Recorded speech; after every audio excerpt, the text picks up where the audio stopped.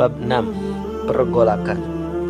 Setelah 300 tahun pertama sejarah Islam, umat muslim pasti telah yakin bahwa kemenangan puncak Islam di dunia sudah dekat.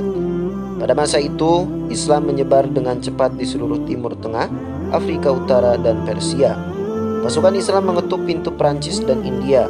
Saat ekspansi militer berhenti, dimulailah ekspansi intelektual dan ilmu pengetahuan hingga batas-batas baru yang belum pernah terlihat. Bahkan secara ekonomi, Islam memimpin dunia ketika Baghdad menjadi pusat kekuatan politik dan ekonomi dengan bank yang memiliki banyak cabang sampai Tiongkok. Tampak jelas bahwa sepertinya Islam ditakdirkan menyebar ke setiap sudut bumi melalui pasukan, buku, dan uang. Akan tetapi takdir itu tak terjadi. 900 Masehi menandai awal pergolakan beberapa ratus tahun bagi dunia Islam, yang takkan berakhir hingga masa keemasan kerajaan Ottoman pada 1500-an. Dari abad ke-10 hingga ke-13, dunia Islam hampir selalu mendapatkan serangan. Syiah, pasukan salib, gerombolan Mongol silih berganti melakukan teror di tanah Islam. Ini menyebabkan sebagian orang pada 1200-an percaya bahwa akhir zaman sudah dekat, bukan karena kejayaan Islam melainkan karena kehancurannya.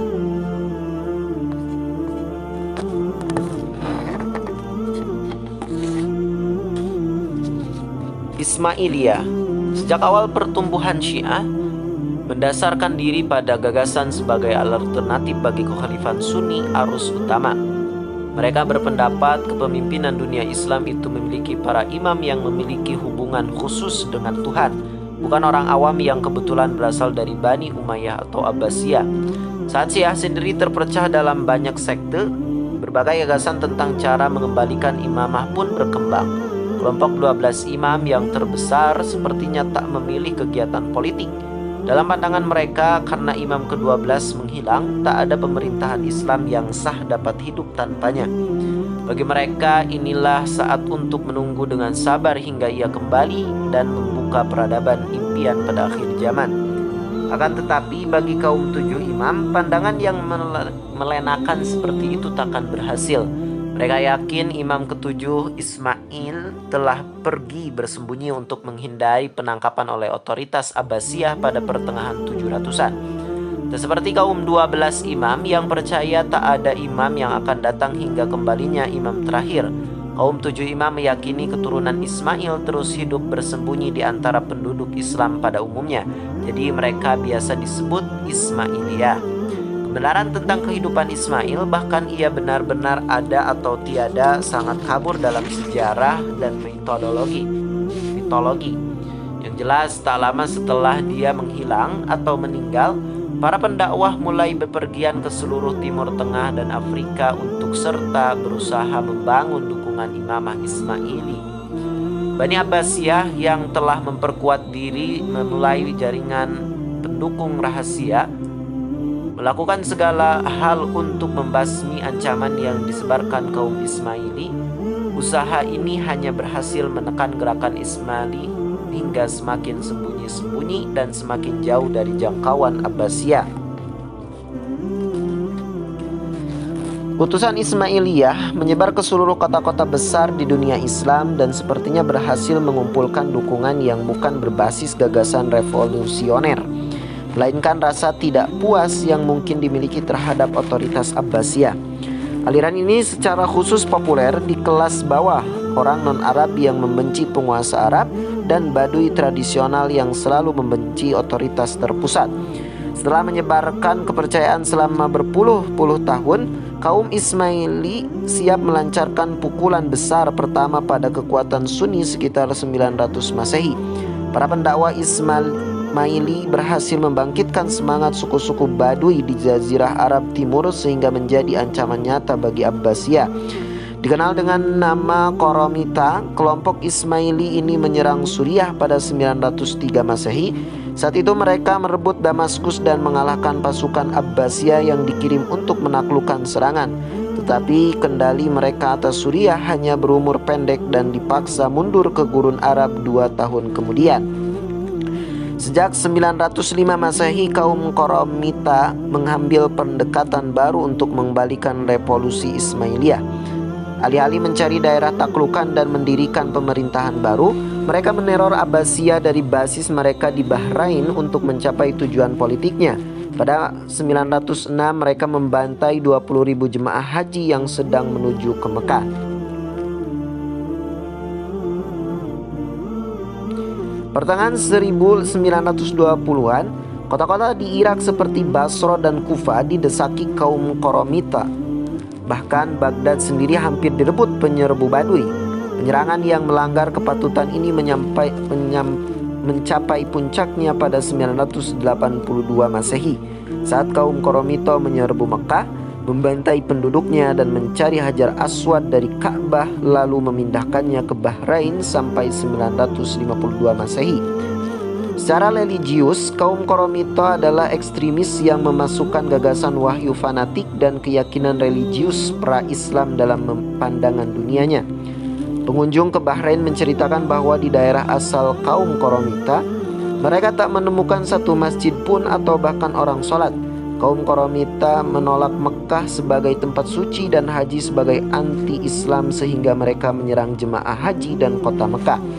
Tak heran jika kelompok ortodok Islam tradisional bahkan tak menganggap kaum Qoromita sebagai muslim. Perbedaan keyakinan dan tindakan antara kaum Qoromita dan Islam secara umum setidaknya terlalu mencolok. Toh meskipun terornya merajalela, kaum Qoromita tak pernah menjadi ancaman nyata bagi penguasa. Metode mereka terlalu ekstrim untuk diterima dunia Islam dan keyakinan mereka terlalu berlawanan. Ancaman nyata bagi Sunni malah datang dari daerah Maghribi, tempat gerakan Ismaili lain bangkit didukung suku Berber untuk menjadi kekuatan religional. Fatimiyah. Pendakwah Ismailiyah relatif sukses di Afrika Utara. Di sana mereka mampu mengeksploitasi ketegangan tradisional antara suku Berber dari Sahara dan suku Arab dari kota-kota pantai untuk keuntungan mereka. Sepanjang akhir 800-an, pendakwah Ismailiyah menggalang dukungan di kalangan Sanhaja Berber. Dengan kekerasan menggulingkan penguasa Afrika Utara dari dinasti Sunni, yaitu Rustamiyah dan Aghlabiyah menjelang 908. Pada 909 Masehi, kelompok Ismailiyah yang menyatakan kemunculan kembali seorang imam keturunan Ismail, ia bernama Ubaidillah tetapi mengambil gelar Al-Mahdi, berarti yang mendapat petunjuk atau penyelamat. Asal-usul Ubaidillah tidak jelas. Ia mengklaim dirinya sebagai keturunan Ismail, dengan demikian juga dari Ali dan Fatimah istrinya. Ini mengarah pada nama dinasti yang didirikannya, yaitu Fatimiyah. Pada 929 Masehi, penguasa Umayyah di Iberia mengumumkan pendirian kekhalifahan baru yang berpusat di Cordoba untuk melawan Fatimiyah di Afrika Utara.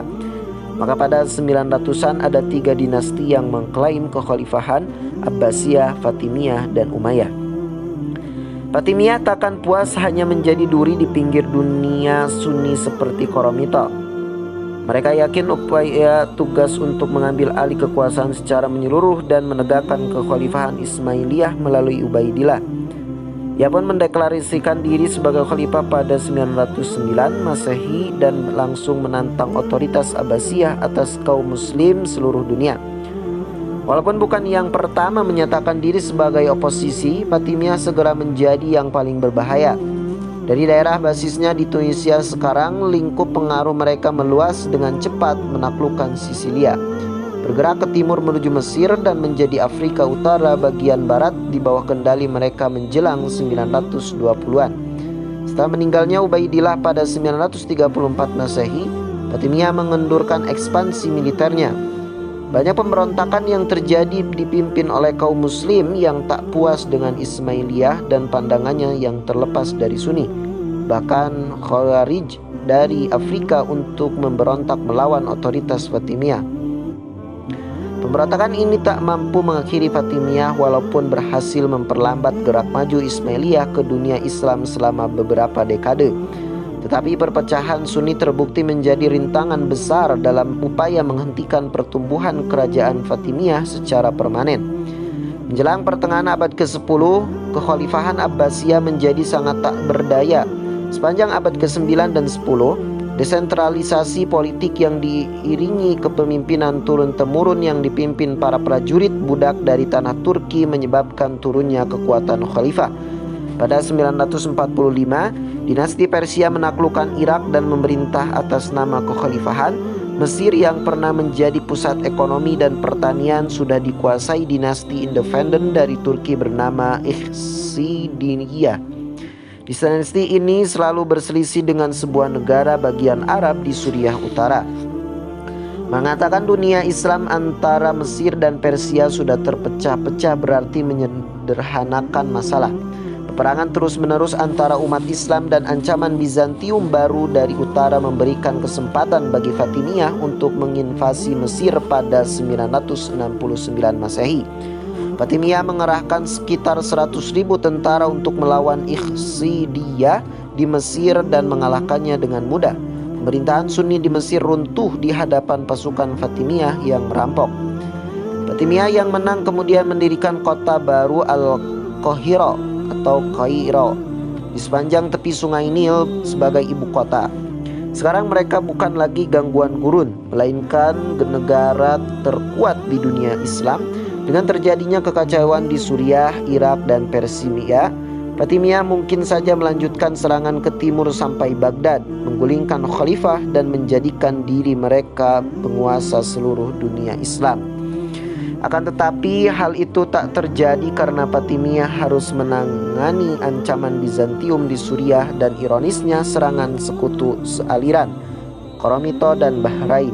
Mereka menganggap Fatimiyah tak se-ekstrim keyakinan Ismailiyah. Maka ibu kota kekhalifahan terhindar dari penaklukan Fatimiyah dan kelompok Sunni mendapatkan waktu untuk memulihkan diri dan membangun institusi politik serta militer di bawah dinasti Seljuk dari Turki abad ke-11. Fatimiyah harus puas dengan Afrika Utara, Mesir, kota suci Mekah dan Madinah, serta sebagian Suriah dan Palestina. Namun semangat revolusioner mereka terus berkobar dan menghasrat membuat semua daerah kekuasaan menjadi tanah Syiah Ismailiyah murni. Universitas Al-Azhar didirikan di Kairo pada 970 Masehi untuk menyebarkan keyakinan Ismailiyah di kalangan mayoritas Sunni di Mesir. Muslim Sunni, Kristen, dan Yahudi mengalami masa-masa penyiksaan hebat atau kebebasan yang relatif bergantung pada siapa khalifah yang berkuasa. Salah satu usaha paling menarik untuk menyebarkan Ismailiyah ke tengah masyarakat terjadi pada 996 sampai 1021, masa Khalifah Al-Hakim yang dijuluki Khalifah Gila. Seperti penguasa Fatimiyah lainnya, ia ditampilkan sebagai orang terpilih dan pemimpin suci oleh pengikut Ismailiyah. Akan tetapi oleh hampir semua golongan lain, ia dibenci sebagai tiran. Ia memerintah berdasarkan kehendak sendiri.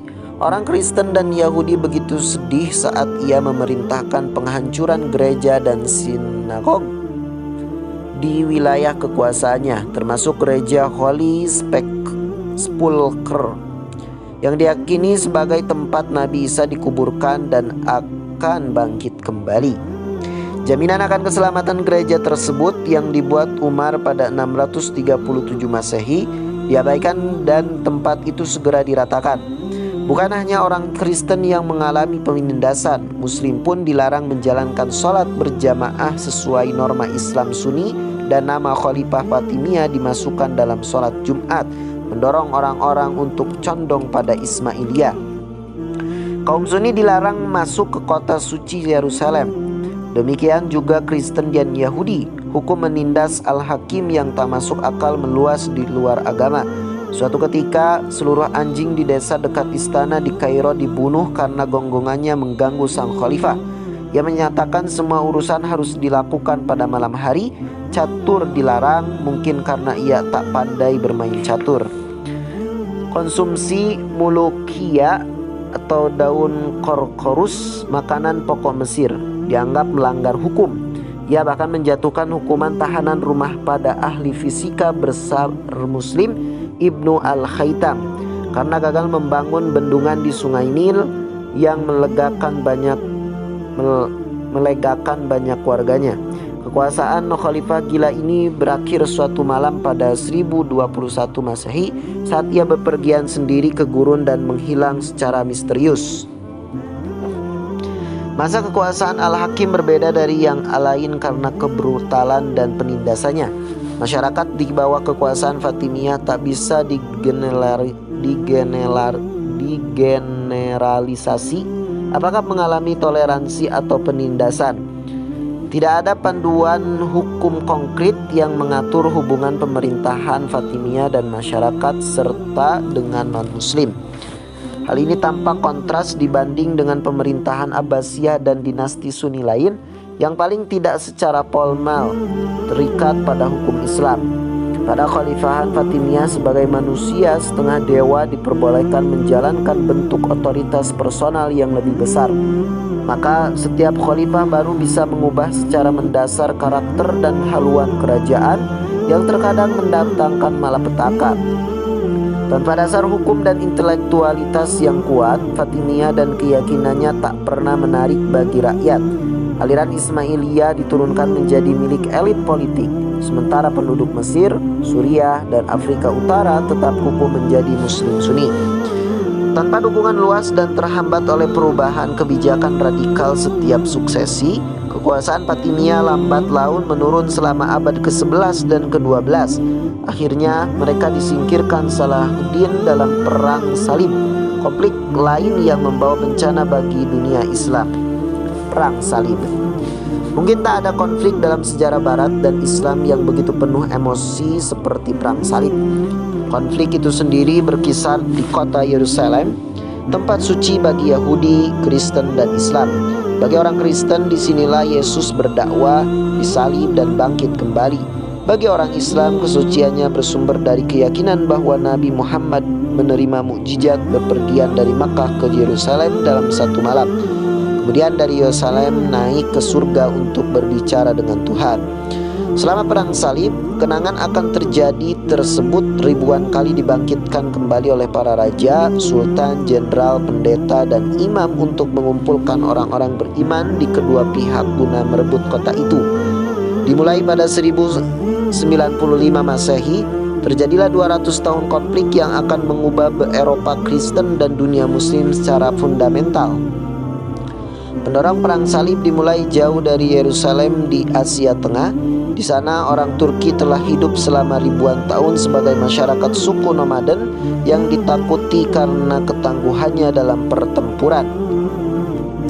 Dinasti Abbasiyah memanfaatkan keterampilan orang Turki dalam peperangan dengan merekrut jenderal-jenderal dari Asia Tengah untuk mengabdi dalam kekuatan militernya sejak awal abad ke-9.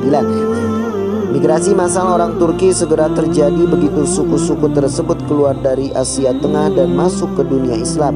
Saat bermigrasi, suku-suku Turki masuk Islam dan mendirikan negara bagiannya sendiri di tengah kekacauan politik abad ke-10. Yang tersebar adalah Kerajaan Seljuk Agung yang didirikan pada 1037 Masehi. Seljuk mendirikan negara stabil yang membentang dari Suriah ke Asia Tengah. Saat itu era kekuasaan Abbasiyah tinggal kenangan, tetapi Seljuk mengambil peran sebagai pelindung kekhalifahan yang masih berkubu di istana mereka di Baghdad. Sebagai Muslim Sunni yang teguh, Seljuk bahkan mampu menjadi penyeimbang Fatimiyah dan mencegah ekspansinya pada abad ke-11. Seljuk mendirikan sekolah Nizamiyah di Baghdad pada akhir abad ke-11. Inilah universitas terbesar abad pertengahan dan diselenggarakan tanpa pungutan biaya. Pada 1071 Masehi, Seljuk memenangi pertempuran penting melawan Bizantium di Anatolia Timur. Pertempuran Mazikr membuat Bizantium tak mampu lagi mempertahankan Anatolia secara utuh. Pada tahun-tahun berikutnya setelah pertempuran itu, sedikit demi sedikit Seljuk berekspansi ke barat di seluruh semenanjung, sampai mereka muncul di pantai yang berhadapan dengan Konstantinopel, lalu mengancam masuk ke kota kerajaan dan sekitarnya. Kaisar Bizantium Alexios menyadari pihaknya tak mampu memerangi Turki sendirian. meskipun ada persaingan antara Kristen Timur dan Kristen Barat selama berabad-abad. Alexios yakin bahwa persatuan Kristen yang dapat mencegah keruntuhan Kekaisaran Bizantium. Ia mengirimkan permohonan kepada Paus Urban II di Roma untuk meminta bantuan berupa pasukan ekspedisi yang bisa membantunya membalikan keadaan dan memperoleh kembali daerah-daerah yang lepas sejak pertempuran Manzikert. Atas nama Kristus, Paus Urban memanfaatkan kesempatan ini untuk mengerahkan pasukan Kristen pan-Eropa yang berjumlah hingga puluhan ribu orang. Akan tetapi, ia tak berniat membantu Alexios atau bahkan melawan Turki. Urban mengarahkan tujuan ke Yerusalem sambil mengutuki fakta bahwa Yerusalem telah jatuh ke tangan Muslim sejak kekhalifahan Umar. Paus Urban menyeru kepada seluruh umat Kristen untuk mendukung ekspedisi penaklukan Yerusalem dan mendirikan kerajaan Kristen Latin di Palestina di bawah otoritas kepausan. Pasukan Urban lambat terkumpul hingga pada 1096 dan 1097. Pasukan yang dipimpin bangsawan dan kesatria itu mulai bergerak ke Eropa Timur dari Persia, Jerman, dan Italia. Sepanjang perjalanan, sejumlah besar orang Yahudi Eropa dibantai akibat semangat keagamaan yang dikobarkan gereja. Pasukan perang salib pertama begitu menaklukkan sehingga saat tiba di luar benteng Konstantinopel, Kaisar Alexios menolak mengizinkan mereka masuk. Ia takut mereka akan menjarah seperti yang telah mereka lakukan di kota-kota sepanjang perjalanan. Sejumlah 30.000 pasukan melintasi Bosphorus dan mulai melakukan perjalanan panjang melintasi Anatolia. Yang tak mampu menahan mereka, akhirnya 1907 Masehi, pasukan mencapai Antioch, kota besar yang terletak dekat perbatasan Turki dan Suriah. Kota ini memiliki pertahanan yang bagus. Inilah ujian pertama bagi pasukan perang salib. Jika sukses di sini, mereka bisa berharap dapat melanjutkan perjalanan menuju Yerusalem. Jika gagal, akan jauh lebih sulit merekrut pasukan pada masa mendatang untuk berpergian jauh ke dunia Muslim demi menaklukkan Yerusalem. Pengepungan Antioch mengungkapkan banyak hal tentang situasi politik di Timur Tengah akhir abad ke-11. Pertahanan rapi kota menghadirkan tantangan tersendiri bagi penyerbu, tetapi kota ini terasing secara politik. Kerajaan Seljuk Raya telah terpecah belah sebelum perang salib. Tak ada lagi entitas politik tunggal, malahan para emir Turki yang picik mengelola kota sendiri-sendiri dan seolah tak henti berselisih. Kota-kota utama Suriah adalah Damaskus, Aleppo, Antioch, dan Mosul. Semuanya terpecah dan emir-emirnya terlibat dalam perang tanpa henti sepanjang 1090-an. Penguasa Antioch Yazizian memohon bantuan dari saudara seimannya di Turki untuk melawan pasukan perang salib yang mengepung, tetapi ia tak mendapat respon apapun. Mungkin emir-emir lain senang melihat saingannya diserang sebab kematian lawannya itu akan membuat kekuatan dan pengaruh mereka meningkat. Jadilah Antioch tak mendapat bantuan dari kota-kota Islam sekitarnya. Selain itu, seorang pembuat senjata yang bertanggung jawab terhadap pertahanan salah satu benteng kota akhirnya mengizinkan pasukan perang salib masuk karena ia memiliki masalah pribadi dengan sang emir. Begitu pasukan perang salib merebut kota, seluruh penduduk dibunuh. Pembantaian Antioch dan kota-kota lain sepanjang jalan ke Yerusalem dengan paling tidak satu insiden kanibalisme menghadirkan teror bagi wilayah sekitarnya. Para emir muslim berusaha keras menghindari konflik dengan pasukan perang salib. Begitu mereka paham targetnya adalah Yerusalem, banyak yang memutuskan untuk memberi makan dan senjata serta membantu mengamankan perjalanan daripada memerangi mereka. Menjelang musim panas 1099, akhirnya pasukan perang salib mencapai benteng luar Yerusalem. Yerusalem berada dalam posisi tak bisa mempertahankan diri sejak bertahun-tahun lalu. Kota ini bergantian berada di bawah kekuasaan Fatimiyah dan Seljuk. Pertahanannya kacau balau. Selain itu, Fatimiyah terlambat menyadari ancaman pasukan perang salib terhadap Yerusalem dan hanya ada sedikit garnisum di kota. Yang pasti tak cukup untuk menghadapi kepungan puluhan ribu tentara. Fatimiyah memobilisasi pasukan di Mesir untuk mempertahankan Yerusalem. Tetapi saat mereka mencapai Palestina, semua sudah terlambat. Pada 15 Juli 1099, setelah seminggu pengepungan, pasukan perang salib berhasil masuk ke kota dan merebutnya dari pasukan Islam. Untuk kali pertama sejak Umar tiba di kota ini pada 462 tahun sebelumnya, Yerusalem berada di bawah kendali Kristen. Di kuil dan serambi Sulaiman, Masjid Al-Aqsa, perang naik kuda dengan darah setinggi lutut hingga mencapai tali kekangnya. Raymond de Aguilers, tentara perang salib, tentang penaklukan Yerusalem pada 1099. Bagi dunia Islam, penaklukan Yerusalem menjadi bencana. Seluruh penduduknya lebih dari 70.000 orang dibantai secara massal. Di Masjid Al-Aqsa, tempat yang diyakini bahwa Nabi Muhammad memimpin seluruh nabi terdahulu sholat, darah umat muslim mengenang hingga tulang kering kaki sang penakluk. Masjid dan sinagog di seluruh kota dihancurkan. Bahkan orang Kristen pun menderita saat pasukan perang salib mencari mereka untuk memaksakan Kristen Persia Katolik, ahli-ahli Kristen Yunani tradisional, Georgian, Armenia, dan gereja lain di kota itu. Berita kehilangan kota suci ketiga dunia Islam ini mengejutkan umat muslim seluruh dunia. Ungkapan kemarahan dan balas dendam meluap di Kairo dan Baghdad. Tetapi persatuan front muslim untuk menghadapi kekejaman pasukan perang salib tak pernah terbentuk. Fatimiyah kalah dalam peperangan di pantai Palestina dan setelah itu mereka tak berusaha keras membebaskan kota tersebut. Intrik istana dan pemimpin yang tak cakap membuat Fatimiyah tak mampu sama sekali menghadapi pasukan perang salib. Sementara itu kekhalifahan Abbasiyah masih tak berdaya dan emir Turki di Suriah, Irak, dan Persia terjebak dalam perang saudara. Dengan diduduk-dudukinya dunia Islam, pasukan perang salib mengonsolidasikan posisinya di sepanjang pantai Palestina dan Suriah. Semakin banyak kota yang ditaklukkan, termasuk yang telah membantu pasukan perang salib saat menuju Yerusalem. Dalam beberapa tahun, 4 kerajaan perang salib menguasai pantai Mediterania. Di Timur Tengah baru awal 1900-an, Timur dan Barat mulai bercampur di Tanah Suci untuk kali pertama semenjak kedatangan Islam. Para kesatria perang yang menaklukkan wilayah tersebut menerapkan sistem feodal gaya Eropa abad pertengahan.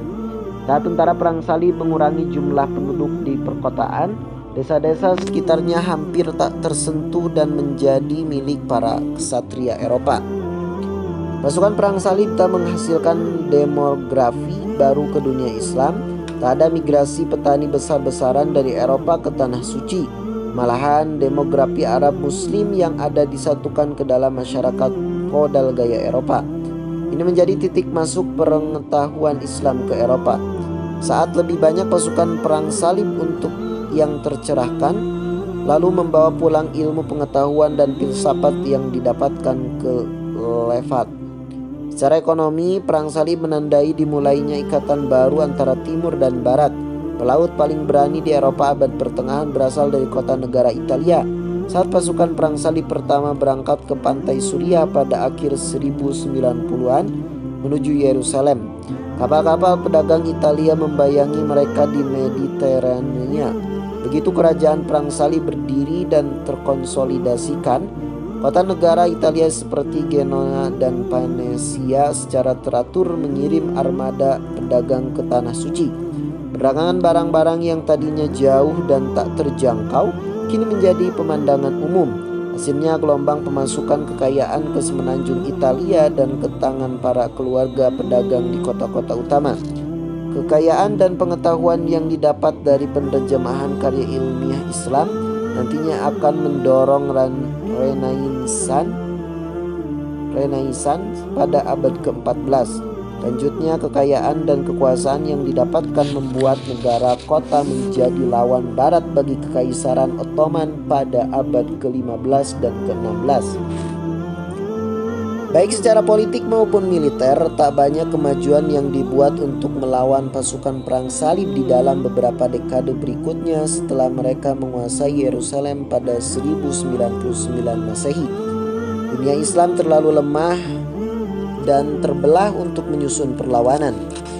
Saat muncul perlawanan terhadap pasukan perang salib pada pertengahan 1100-an, gejolak berasal dari pusat kekuatan tradisional seperti Baghdad, Damaskus, atau Kairo. Malahan perlawanan itu datang dari seorang emir Turki, Imad ad-Din Zengi, penguasa kota Mosul di Irak Utara.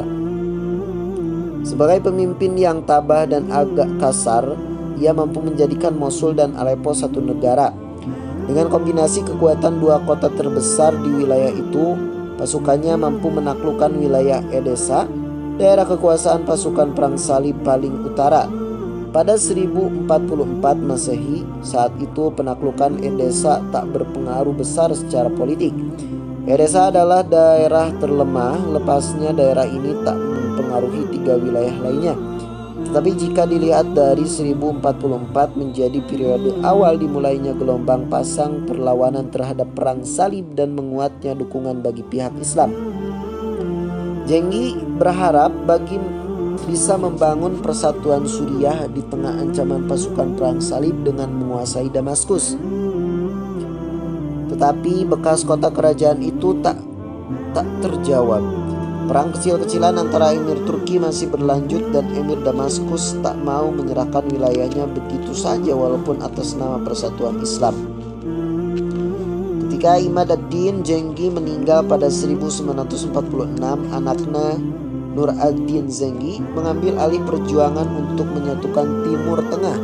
Zengi muda berhasil menaklukkan sebagian besar wilayah di sekitar Antioch pada 1949 dan pada 1154 ia menggulingkan Emir Damaskus dengan bantuan penduduk setempat yang sudah muak dengan persekutuan Damaskus dan pasukan perang salib. Seiring bersatunya Suriah di bawah dinasti Zengi, sepertinya pembebasan Yerusalem dan tanah pendudukan lain mulai tampak di cakrawala. Tapi serangkaian kejadian yang aneh dan tak terduga mengalihkan perhatian Nur ad-Din pada Mesir dan kemunduran kerajaan Fatimiyah. Karena Suriah bersatu dan lebih kuat daripada sebelumnya sejak kematian kerajaan Seljuk Raya, pasukan perang salib harus menoleh ke utara jika ingin memperluas wilayahnya.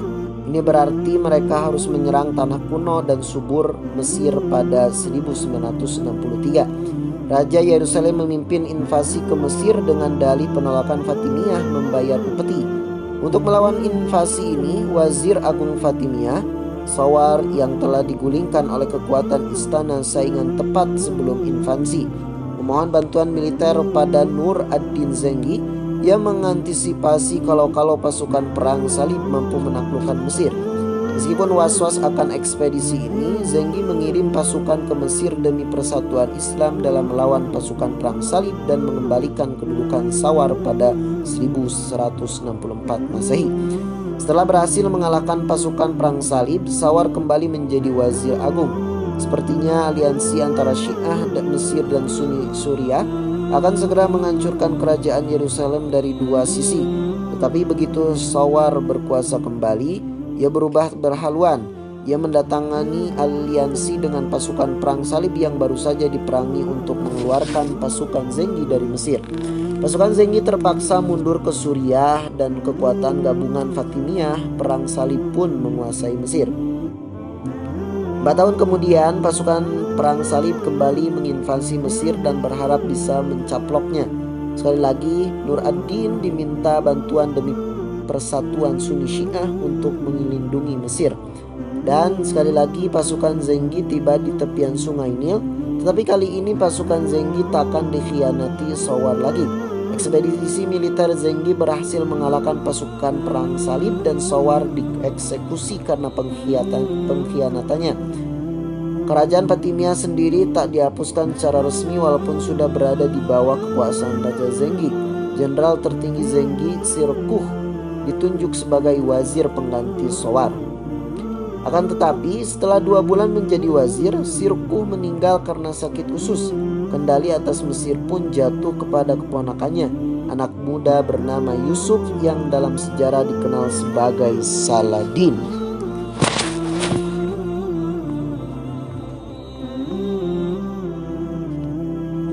Pembebasan Yerusalem. Saladin sepertinya tak tertarik pada politik dan perang dibesarkannya di Damaskus. Ia mendalami ilmu pengetahuan Islam di bawah bimbingan beberapa ulama terbesar masa itu. Ia seorang Sunni yang teguh, mengikuti mazhab fikih Syafi'i dan mazhab teologi Asy'ari. Bahkan ia tampak lebih tertarik hidup dalam keilmuan dan agama daripada pemerintahan. Tetapi desakan pamannya untuk mengikuti ekspedisi ke Mesir mengubah takdir Saladin muda. Saat ia mewarisi jabatan sang paman sebagai wazir Mesir pada 1169 Masehi, kecenderungan keagamaannya sangat mempengaruhi kebijakan yang diambil kerajaan Fatimiyah, yang melenceng dan menjadi duri dalam daging bagi Sunni selama berabad-abad, secara resmi dihapuskan pada masa kekuasaan Saladin.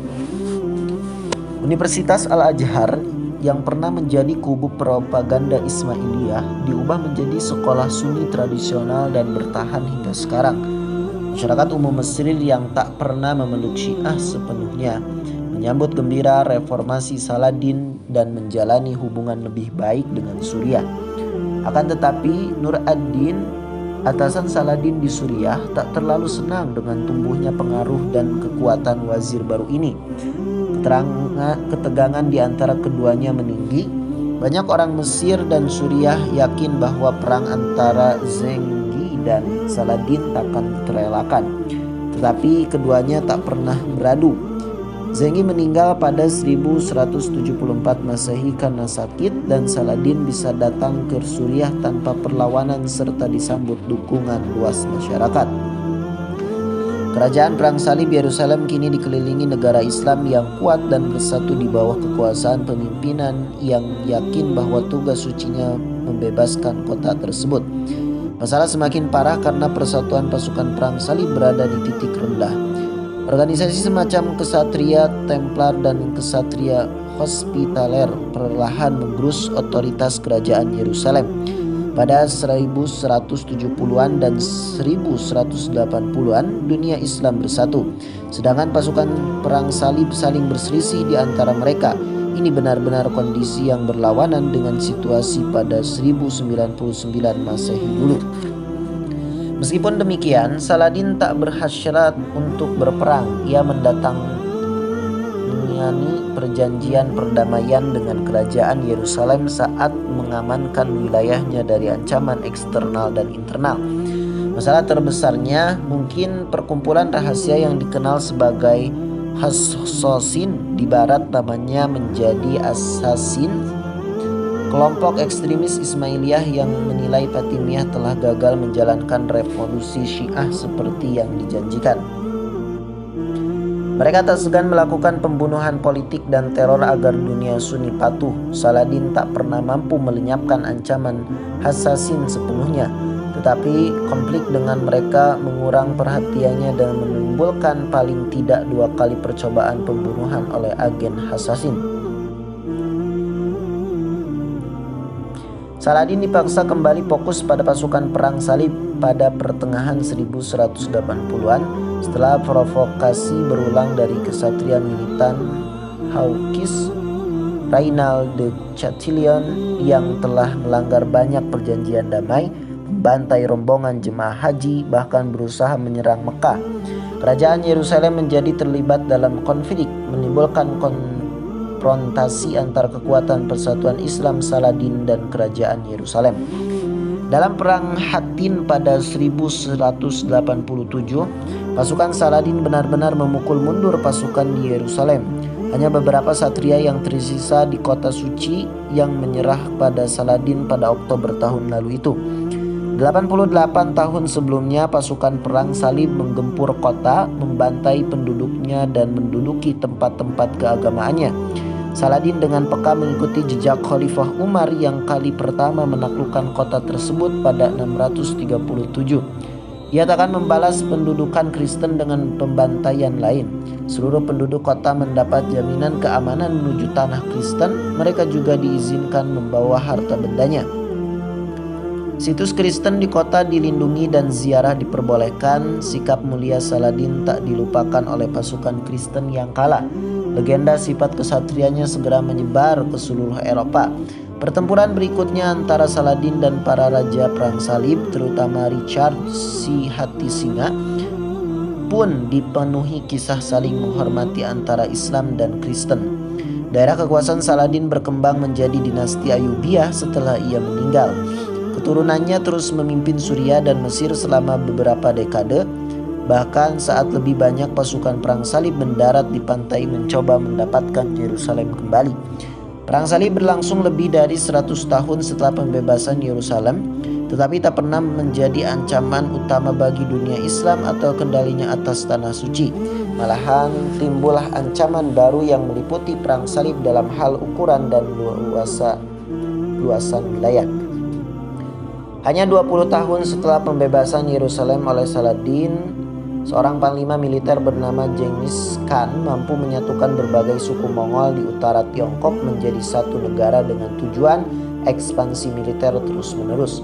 Walaupun Genghis Khan berada jauh 5.000 km dari jantung dunia Islam, ekspansi yang dilakukannya akan segera mengancam seluruh eksistensi Islam sebagai kekuatan politik. Bangsa Mongol. Ironisnya, invasi Mongol terjadi saat dunia Islam sepertinya sedang bangkit kembali. Fatimiyah tak ada lagi dan revolusi Syiah radikal hanya terjadi di kantong-kantong kecil wilayah Persia dan Suriah. Pasukan Kristen masih menguasai beberapa wilayah pantai di Suriah dan Palestina, tetapi bukan ancaman besar bagi kesucian tanah Islam. Sementara itu, Bizantium belum mampu menutup kerugian mereka di Manzikert dan sedang mengatasi masalah yang ditimbulkan pasukan Kristen yang sepertinya lebih suka memerangi teman sesama Kristen di Konstantinopel daripada Islam di Yerusalem. Akan tetapi, stabilitas awal 1200-an hanya berumur pendek.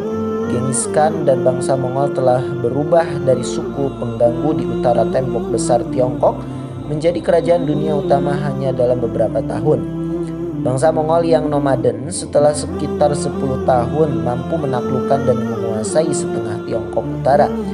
Perhatian Genghis Khan lalu beralih ke barat, tempat Karakhitan Khanate di Asia Tengah menghalangi dominasi Mongol.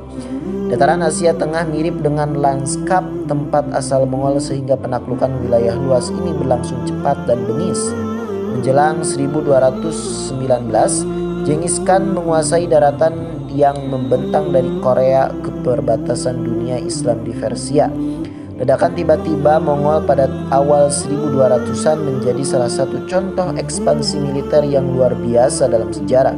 Bangsa Mongol adalah orang nomaden penunggang kuda yang bahkan tak menguasai pertanian, tetapi mampu membangun kerajaan dunia yang membentang dari Eropa Tengah ke Korea dan perbatasan India. Keahlian menunggang kuda dan hidup nomaden inilah yang membuat mereka mampu melakukan penaklukan seperti itu. Nyatanya bangsa Mongol memang hidup di atas kuda sehingga jarak yang jauh dan dataran dengan medan berat yang menghalangi pasukan konvensional tak menyulitkan mereka. Selain kecepatan yang mengesankan, mereka menggelar operasi militer dengan hati-hati untuk menciptakan teror hebat ke jantung musuhnya. Jadi para musuh itu akan dengan sukarela meletakkan senjata daripada mempertahankan tanah airnya. Saat Mongol sampai di kota musuh, garnisun yang bertahan diberi 3 pilihan. Pertama, menghindari pertempuran, menyerah pada Mongol, dan bergabung dengan pasukan Mongol dalam operasi penaklukan lanjutan. Opsi kedua, perlawanan. Jika kota itu melawan, Mongol akan kalah seperti kebanyakan kota. Jika kota itu melawan Mongol dan kalah seperti kebanyakan kota, seluruh pasukan akan dibunuh dan kota dirampas. Pilihan ketiga, melibatkan perlawanan massal terhadap Mongol oleh pasukan dan orang sipil yang dipersenjatai.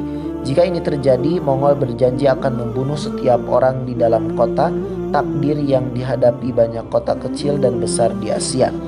Dengan taktik seperti itu, tak mengejutkan bahwa Mongol seperti bola salju yang menggelinding menembus Asia, menciptakan kekaisaran terbesar di dunia. Kisah kekejaman Mongol menjalari Asia Tengah lebih cepat daripada kedatangan gerombolan prajuritnya. Dari Irak hingga Tiongkok, mereka yang berada di jalur ekspansi Mongol lebih tunduk daripada menghadapi kemurkaan Sang Khan. Negara Islam yang berbatasan dengan kekaisaran Mongol adalah kerajaan Khawarizmian. Kerajaan ini terdiri atas sisa-sisa wilayah sejak matinya kerajaan Seljuk dan menyatukan sebagian besar Persia di bawah kekuasaan Syah Muhammad 1200 sampai 1220. Leluhurnya orang Turki tetapi dibesarkan dalam budaya istana Persia. Selama masa kekuasaannya sejak pertengahan abad ke-10, kekhalifahan Abbasiyah sudah tak berdaya, mulai lebih banyak menggunakan otoritas langsung. Khalifah Al-Nasir adalah orang Abbasiyah pertama yang memimpin pasukan keluar dari Baghdad abad itu. Ia mengonsolidasikan sebagian besar Irak dan Persia di bawah kekuasaannya. Shah Muhammad tak bersedia menerima khalifah dengan tangan terbuka karena ia sendiri sedang mengembangkan pengaruhnya di seluruh dunia Islam. Secara alami timbul konflik antara khalifah negeri baru dan kerajaan Khawarizmian pimpinan Muhammad. Mungkin karena konflik ini atau karena kebergantungan besar Muhammad kepada prajurit budak yang dipaksa bekerja keras, Khawarizmian tak bersiap-siap saat Genghis Khan dan pasukan menakutkannya tiba di perbatasan dunia Islam pada 1219 Masehi. Akan tetapi Khawarizmian memilih melawan Mongol. Saat masuk ke daerah Khawarizmian, pedagang dari kekaisaran Mongol dihukum mati karena dianggap mata-mata. Tak perlu dijelaskan, Genghis Khan marah dengan perkembangan ini, terutama karena ia sepertinya ingin memiliki hubungan damai dengan negara Islam itu. Ia pun bersumpah membalas dendam dan pada tahun berikutnya, untuk kali pertama, pasukan Mongol tiba di tanah Islam. Kedatangan ini mengawali periode penghancuran kebudayaan Islam di Persia, Irak, dan Suriah. Pasukan Mongol mengkombinasikan kemampuan perang yang superior dengan mesin pengepung yang dibawa dari Tiongkok untuk menaklukkan kota utama di Persia Timur. Bukhara, kota yang selalu dikaitkan dengan riwayat hadis besar Al-Bukhari, dihancurkan tak tersisa. Kota tua Balkh mengalami nasib yang sama.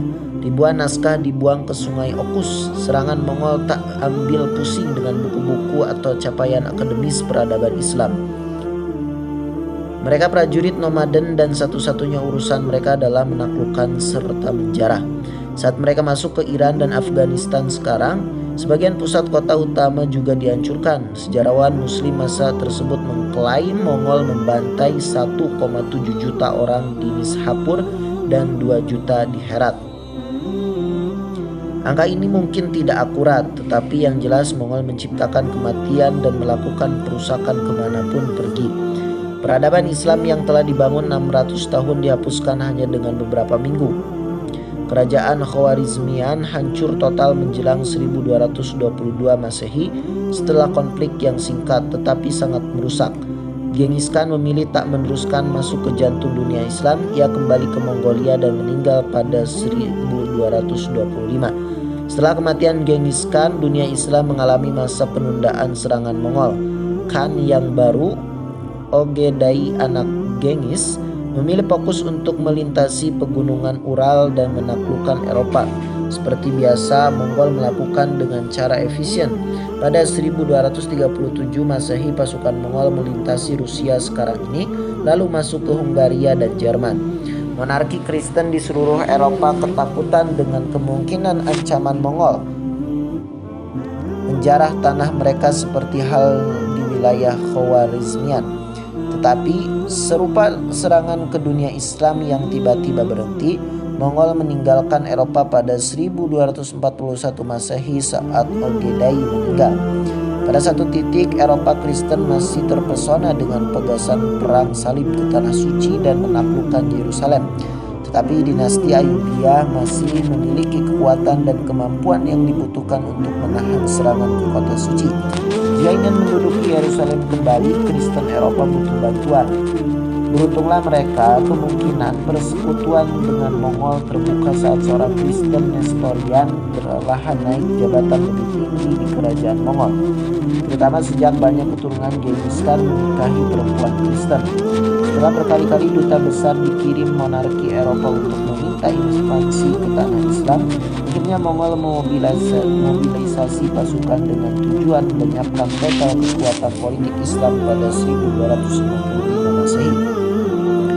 Hari akhir benar-benar terjadi di Baghdad. Keluarga Nabi ditangkap dan rumah pengetahuan dibatasi. Dan siapa menurutmu setelah matinya mereka yang akan mengisi kota-kota ini? Ismail bin Abi Yasir, penyair kontemporer. Pemimpin pasukan Mongol ini bernama Hulagu, yang sudut pandangnya terhadap Islam sangat jelas dipengaruhi oleh penasehat Kristen dan Buddha. Jumlah pasukannya mungkin terbesar yang pernah diturunkan. Lebih dari 100.000 orang, pasukan dari Kristen, Armenia, dan sisa negara perang salib juga bergabung. Dunia Islam tidak siap menghadapi serangan besar ini. Kerajaan Khawarizmian tercerai-berai dan sangat lemah akibat ekspansi Mongol pertama 30 tahun lalu. Khalifah Abbasiyah baru saja mengendalikan Irak dan sedang bertempur melawan sekte Hasasin untuk merebut kekuasaan. Sementara itu keturunan dinasti Ayyubiyah, Saladin, digulingkan oleh tentara budaknya sendiri yang dikenal dengan sebutan Mamluk dan mendirikan Kesultanan Mamluk di Mesir. Sekali lagi dunia Islam yang terpecah dan lemah menghadapi invasi dari tanah asing, dan sekali lagi bencana akan terjadi. Pada 1922 Masehi, pengelana dan ahli hukum Ibnu Fadl menulis catatan pertama yang pernah ditemukan tentang Viking. Mongol pun menyapu Persia. Di sana mereka menyerang Hasasin habis-habisan. Benteng Alamut yang sekian lama tak bisa ditaklukkan Sunni dihancurkan Hulagu pada 1256 Masehi. Sebelum Sunni sempat bersorak-sorai atas keturunan Hasasin, Hulagu sudah mengarahkan pandangan ke Baghdad yang menjadi ibu kota kekhalifahan sejak 750 Masehi. Khalifah Al-Mustasim menolak menyerah dan menerima otoritas Mongol. Tak pernah sebelumnya dalam sejarah Islam ada kekhalifahan jatuh atau ibu kotanya direbut, bahkan dalam menghadapi invasi Fatimiyah dan perang salib. Pemimpin spiritual dunia Islam selalu bertahan. Mungkin sejarah inilah yang menyebabkan Al-Mustasim dan lainnya berharap hal yang sama akan terjadi saat Mongol datang pada 1258 Masehi. Akan tetapi kali ini tak ada kemenangan ajaib yang terjadi. Tak ada aliansi negara Islam besar yang dibentuk untuk mempertahankan kekhalifahan. Tak ada orang yang berani menghadapi agresi Mongol untuk dapat menyelamatkan kota ini. Setelah hanya seminggu pengepungan, pasukan Hulagu merebut ibu kota kekhalifahan pada 10 Februari 1258. Penaklukan Baghdad menjadi salah satu peristiwa paling menghancurkan dalam sejarah Islam. Seperti biasa, pembantaian segera mengikuti kejatuhan kota Baghdad. Seluruh penduduk Muslim dengan perkiraan berjumlah antara 200.000 dan 1 juta orang terbunuh. Hanya bagian kota penduduk Kristen yang disisakan. Rumah hikmah kuno yang didirikan oleh Al-Ma'mun untuk mendorong pembelajaran ilmu pengetahuan hingga batas-batas baru pun rata dengan tanah. Buku-bukunya dibuang ke sungai Tigris. Tinta ratusan tahun ilmu pengetahuan membuat air sungai berwarna hitam. Ribuan karya matematika, ilmuwan pengetahuan, geografi, sejarah, teologi, dan jurisprudensi lenyap selamanya. Dengan kehilangan besar seperti itu, kita hanya mendatangkan sebagian karya ilmuwan besar zaman keemasan seperti Ibnu Al-Khaitam, Al-Biruni, dan Ibnu Sina. Penemuan lain yang mungkin telah mereka dapatkan tetapi belum kita sadari dibuang sungai Tigris. Tak pernah bisa dibaca lagi. Selain ratusan tahun pengetahuan dihancurkan, Khalifah sendiri ditangkap Hulagu, dibungkus dengan salah satu karpet mahalnya dan diinjak-injak sampai mati oleh penunggang kuda Mongol. Kekhalifahan Abbasiyah akan musnah seandainya tak ada anggota keluarganya yang dilantik menjadi khalifah di Mesir tak lama setelah pembantaian. Kekhalifahan Abbasiyah di Mesir berlangsung sampai 1517. Masehi di bawah otoritas Mamluk. Tetapi khalifah ini sekadar boneka yang tak pernah lagi memegang kekuasaan sejati. Penghancuran Baghdad lebih dari penaklukan sebuah kota. Inilah akhir pusat politik, pengetahuan, dan keagamaan yang tak pernah terbayangkan oleh dunia Islam. Tentu saja Mongol tak berniat berhenti di Baghdad. Hulagu terus maju ke Suriah, Aleppo dan Damaskus direbut. Ini menggembirakan orang Kristen di wilayah tersebut, terutama para pasukan perang salib. Umat Kristen bertahan di Masjid Umayyah di Damaskus, salah satu masjid terbesar dan termegah di dunia. Sepertinya tak ada yang akan bisa menghentikan Mongol bergerak ke selatan menuju Mesir, menghancurkan peradaban Islam di sana dan menghapus Islam dari muka bumi secepat kebangkitannya 600 tahun yang lalu. Akan tetapi itu tak terjadi. Kesultanan Mamluk muda menahan laju Mongol di utara Palestina pada 1260-an Masehi. Sultan Baibar memimpin pasukan Mamluk dalam pertempuran yang sudah ditetapkan. Di sana ia menggunakan taktik kavaleri ala Mongol dan membuat Mongol mengalami kekalahan pertama sejak mereka tiba di tanah Islam. Kemenangan ini sangat berarti bagi Mesir dan mungkin bagi Islam sendiri, menyelamatkan mereka dari kekejaman Mongol. Ekspansi lebih lanjut juga sia-sia, terutama sejak seorang Khan Mongol di Rusia masuk agama Islam dan bersekutu dengan Mamluk untuk melawan Hulagu. Perang saudara Mongol Utara Barke yang Islam dan Hulagu yang pagan memberikan penangguhan sementara bagi dunia Islam. Lagi pula pada akhir 1200-an seluruh kekaisaran Mongol terpecah menjadi beberapa negara bagian dan ekspansi terhenti. Peradaban Islam selamat dari serangan Mongol, tetapi hanya bayang-bayang kejayaan dunia Islam yang tersisa. Persia dan Irak dibuat hancur total secara politis, Suriah musnah akibat peperangan, kota suci Mekah dan Madinah nyaris saja direbut oleh para pagan itu. Bagi umat Islam inilah salah satu masa terbentuk dalam sejarah, sebagian bahkan meratap kiamat sudah dekat. Akibat penghancuran abad ke-13, pertanyaan teologis serius bermunculan. Umat Islam masa itu kesulitan mendamaikan keyakinan mereka antara Islam sebagai agama sempurna dan kehancuran yang menimpanya. Tak ada lagi khalifah sebagai institusi khusus yang diawali Abu Bakar setelah wafatnya Nabi. Jutaan jiwa muslim binasa di ujung pedang penyerbu dan yang paling buruk, Mongol merupakan penyembah berhala.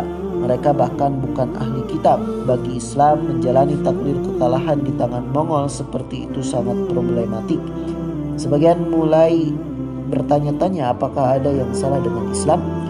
Para ahli teologi muslim bangkit memerangi pikiran tersebut dipimpin Ibnu Taimiyah 1263 sampai 1328. Ia berpendapat tak ada yang salah dalam Islam. Menurut dia, masalahnya umat Islam telah menyimpang dari amalan yang benar dan bencana Mongol ini akibat orang muslim tersesat. Mirip dengan Al-Ghazali 200 tahun sebelumnya, ia mencoba membersihkan Islam dari apa yang dianggap inovasi yang berlawanan dengan sunnah Nabi. Walaupun sufi, ia mencela filsafat mistik yang berlebihan pada beberapa cabang sufi dan meyakini akhirnya mereka akan berujung pada politeisme. Pada saat yang sama, ia menolak legitimasi para pemimpin muslim yang tidak menegakkan hukum Islam dan bertindak tanduk dengan cara Islam. Ini membawanya pada konflik tak terelakkan dengan penguasa Mamluk dan Mongol sekaligus, membuat dia berkali-kali ditahan dan akhirnya meninggal di benteng kota Damaskus. Gagasannya membantu menimbulkan harapan bagi banyak orang di dunia Islam bahwa jika mengikuti ajaran Islam yang murni dan tak diubah, mereka bisa sekali lagi bangkit menjadi penguasa dunia. Peradaban Islam bahkan akan mengalami kelahiran kembali, tetapi tidak di tanah Islam antara Sungai Nil dan Okus. Malahan kelahiran kembali dimulai di perbatasan barat laut dunia Islam, tempat masyarakat pejuang nomaden Turki bentrok dengan kekaisaran Bizantium yang mapan dan urban.